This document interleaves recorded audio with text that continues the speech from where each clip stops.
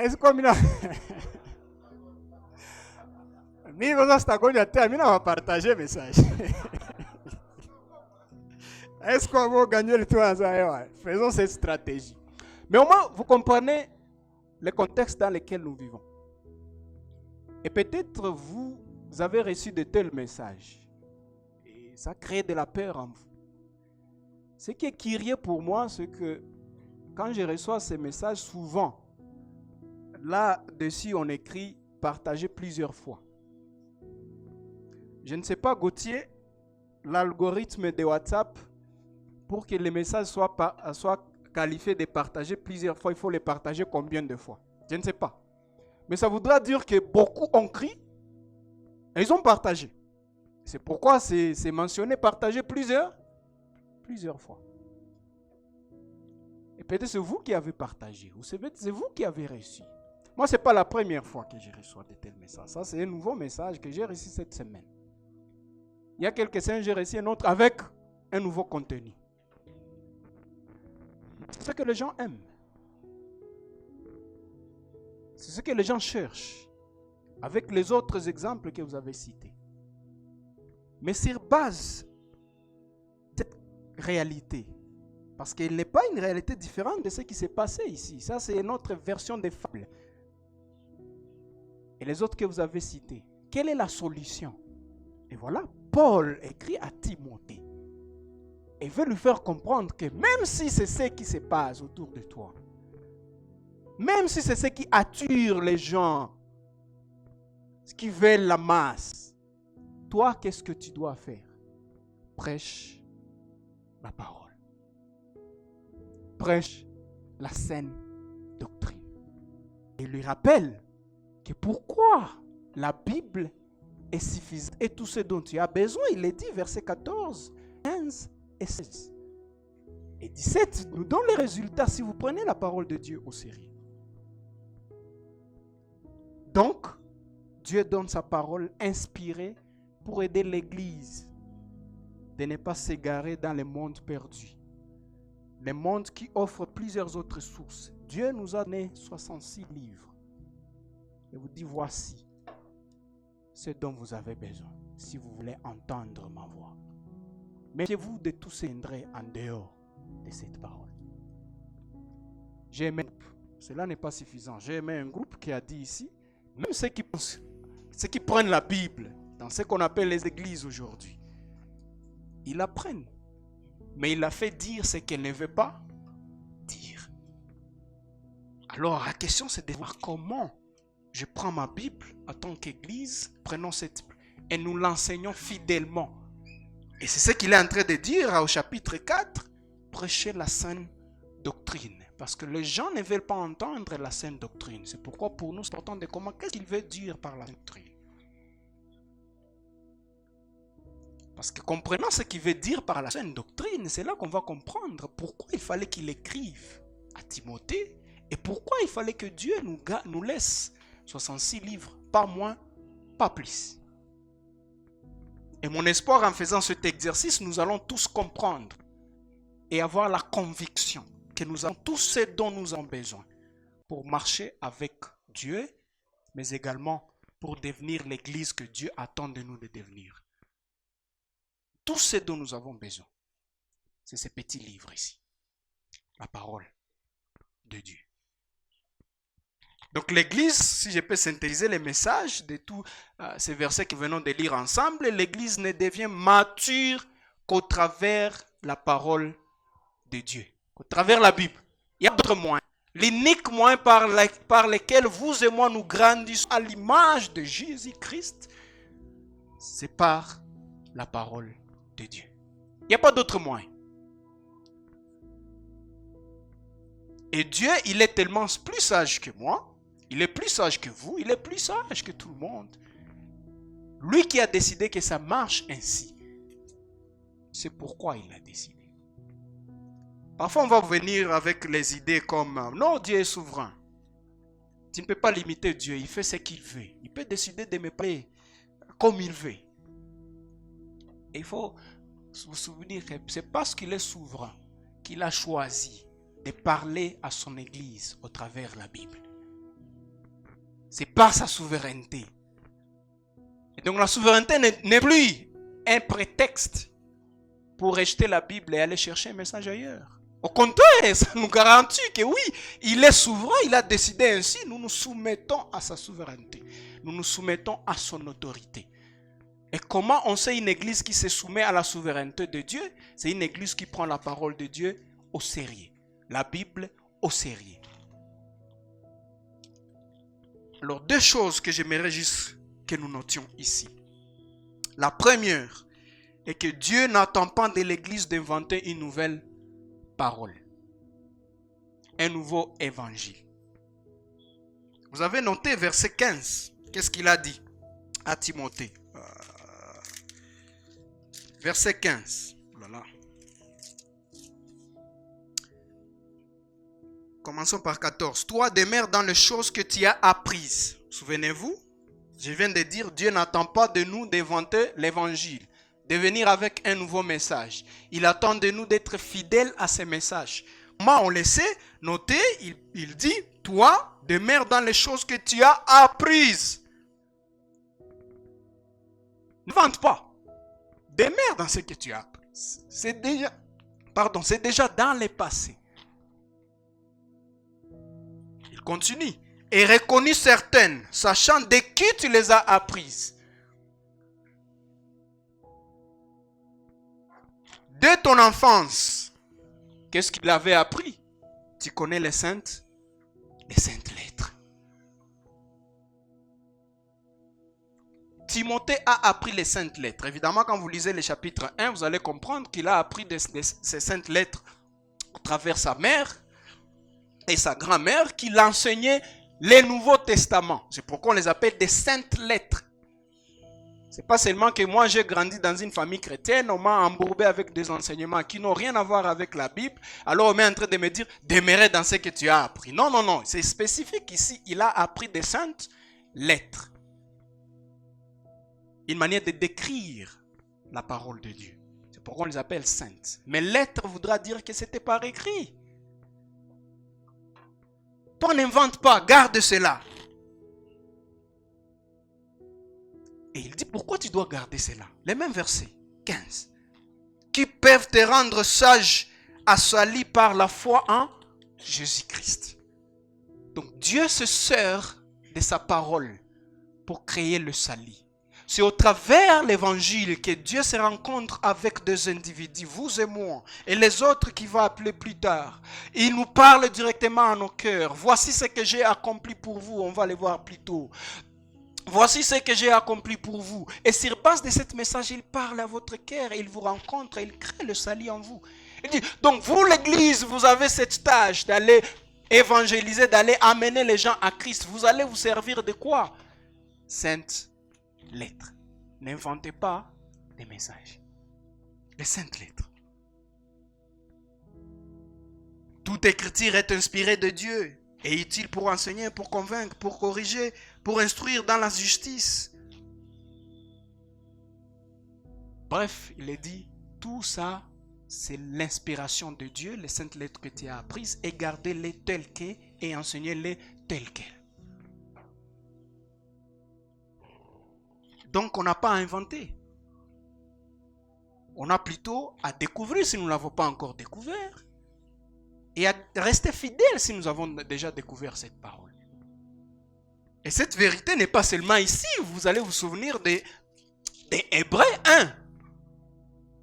Qu'est-ce que Hébreux 1 nous dit? Verset 1. Après avoir autrefois, à plusieurs reprises, de plusieurs manières, Dieu s'est servi de plusieurs façons. Parler à nos pères par des prophètes. Autrefois, il s'est servi des prophètes. Mais maintenant, Dieu dans ces derniers temps, vous vous souviendrez les mêmes termes que nous avons lus dans Timothée, chapitre 4. Car il viendra un temps où les hommes, il dit dans ces derniers temps, Dieu nous a parlé par les fils. Je voulais juste attirer votre attention sur le temps qui est utilisé là. Il nous a parlé par son fils. C'est déjà dit. Il a déjà fait. Donc, écoutez son fils. Écoutez les paroles que son fils a inspirées. Et vous allez entendre directement la voix de Dieu. Donc l'église n'a pas inventé. Vous et moi, nous sommes ici. Vous avez besoin d'entendre la voix de Dieu. Vous n'avez pas inventé votre manière. Moi, c'est de cette manière que Dieu me parle. Non. Dieu a sa manière. Vous n'êtes pas là pour dicter Dieu. Comment il va vous parler? À travers la Bible. Au travers la Bible. Mais nous l'avons bien dit. C'est possible de prendre la même Bible et la faire dire ce qu'elle n'est pas en train de dire. Et là, nous allons voir, nous avons beaucoup d'églises pleines de gens qui sont des athées. Des athées parce qu'ils ne croient pas au message du biblique. Mais ils ont la Bible dans leurs mains.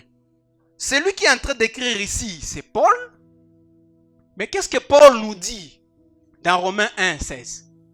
Je n'ai pas honte de l'évangile, car c'est une puissance de Dieu pour le salut de tous ceux qui croient.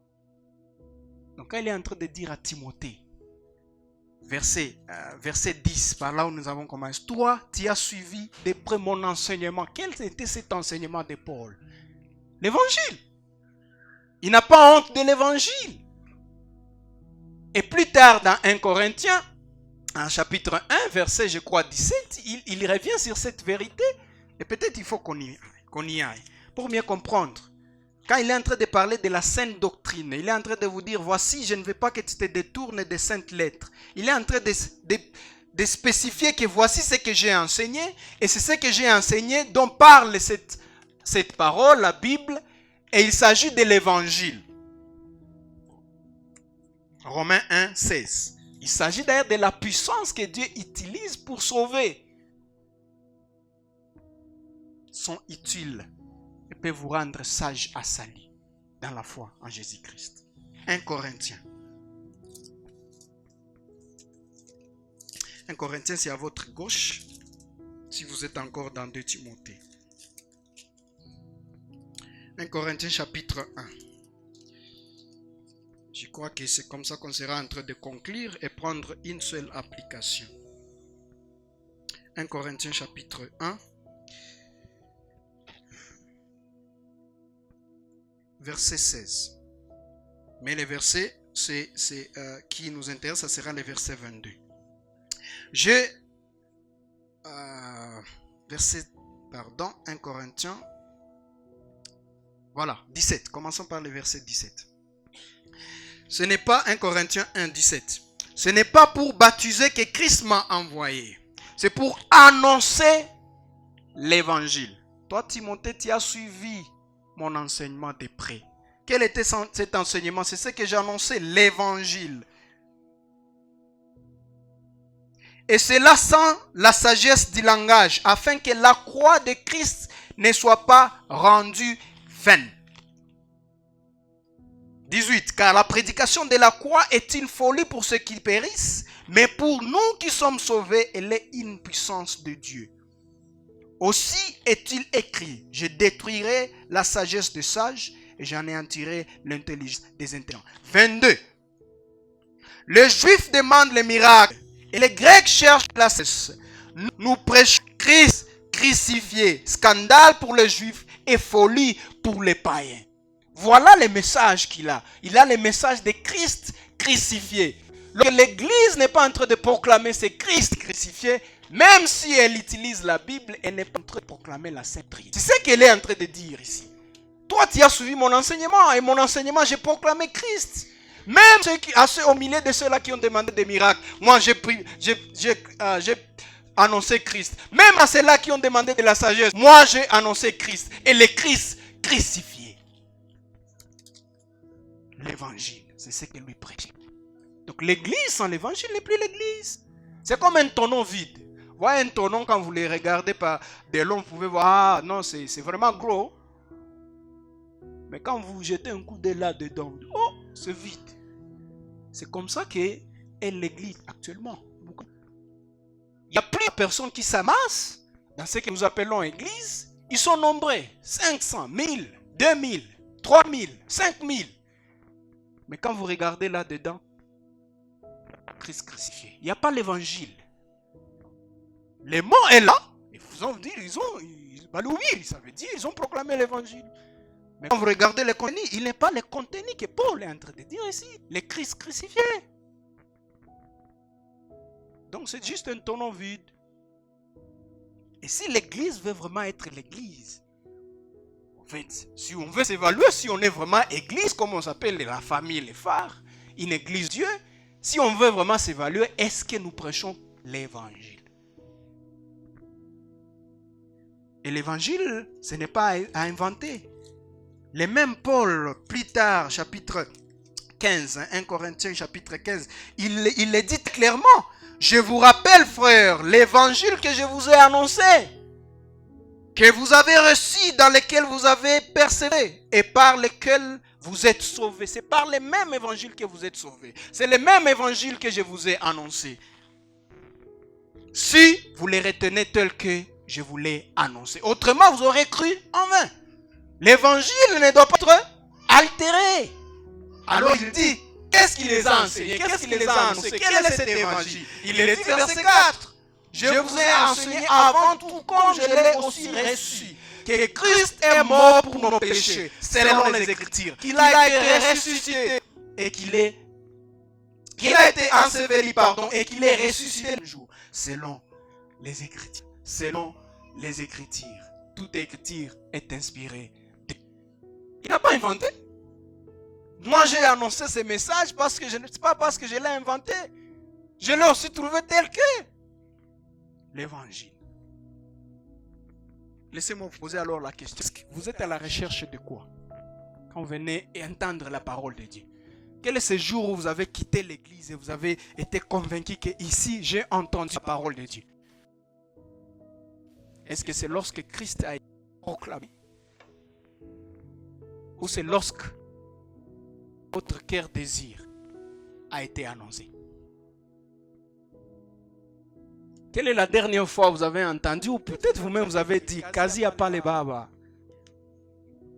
Est-ce que c'est lorsqu'il a dit, tu es pécheur? Oui, mais de ces pécheurs, Dieu a transformé. Il a fait de toi son enfant.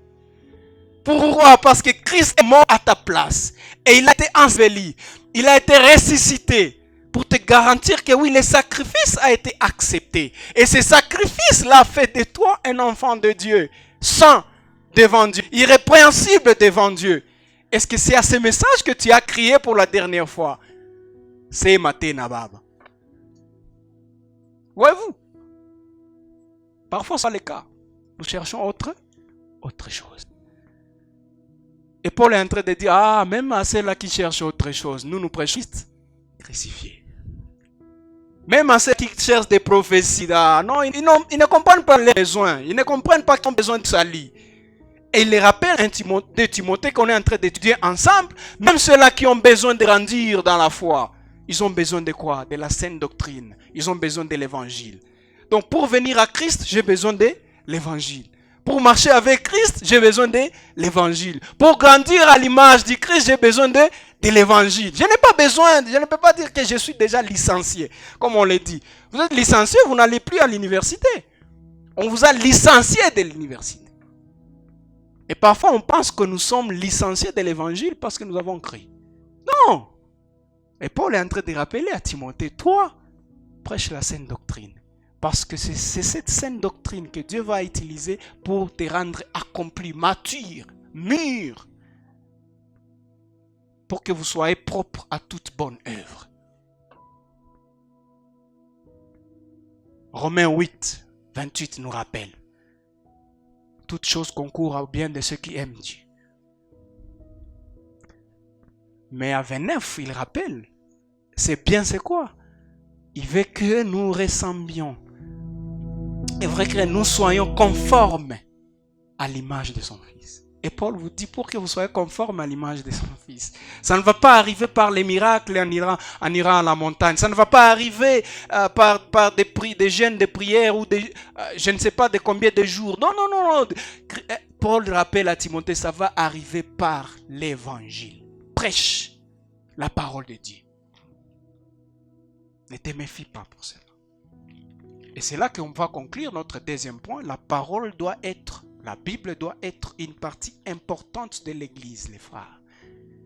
Dans tous les ministères, dans nos conversations de tous les jours. Je me souviens, je suis dans les bateaux ce vendredi et je m'assois à côté de deux personnes qui, elles étaient vraiment souples. Ils ont créé une relation juste pendant quelques minutes que j'étais au bateau. Et la fille s'est ouverte et elle a commencé à partager ses soucis dans sa relation de fiançailles. Et la personne à côté de laquelle elle s'assoyait et elle s'asseyait, c'était un évangéliste. Je l'ai même découvert là. Donc elle a besoin de conseils. Qu'est-ce que je dois faire? Et j'ai entendu la prescription de ce qu'on appelle évangéliste. Il n'y a rien de l'évangile. Pourtant, il est évangéliste. Ce ne sont que des tactiques, des techniques qu'il était en train de vendre à la vie. Je dis, est-ce que nous croyons, nous sommes devenus tellement des athées que nous ne croyons plus à l'évangile comme puissance de Dieu? Et utiliser cet évangile pour répondre à nos difficultés, pour répondre, pour donner des conseils. On ne doit pas être cette église. La Bible au centre. Christ au centre, l'évangile au centre. Parce que la maturité spirituelle ne vient pas du temps, comme je viens de le dire, passé à la montagne ou par imposition des mains. Homme de Dieu. Je vais serrer la main de l'homme de Dieu, je veux qu'il m'impose les mains suffisamment, abondamment pour produire de bonnes œuvres pour lesquelles vous avez été créés. Alors c'est Christ qui doit motiver toutes nos conversations. C'est Christ doit dominer toute notre discussion, notre enseignement. Parfois, il y a des gens qui vous viennent, ah non, vous voyez, on a chanté, mais Aikunikusa. Et la dernière fois que tu as dit la chanson t'a touché, c'est quoi? C'était Bonganga Nanzam. Ou c'est parce que tu as vu, oui, là on parle de moi, un pécheur. Mais de ces pécheurs, Christ a fait justice. De ces pécheurs, il a fait ses enfants. Et c'est ce qui vous touche. Non, généralement, ce n'est pas le cas. Et malheureusement, même à l'église. Et vous en privé, qu'est-ce qui vous intéresse comme message? Tout aujourd'hui est encore menace. Il y a la parole de Dieu. Vous trouvez à l'internet, ah, c'est la parole de Dieu. Ah, comme il s'appelle l'église, c'est la parole de Dieu. Non, Paul semble dire, non, ce n'est pas le cas. Ce n'est la parole de Dieu si c'est la sainte doctrine. Ce n'est la sainte doctrine si c'est Christ est au centre. Et c'est le Christ crucifié. Nous, on n'a pas besoin. Souvent, en termes de notre péché, nous n'avons pas besoin d'entendre ce Christ.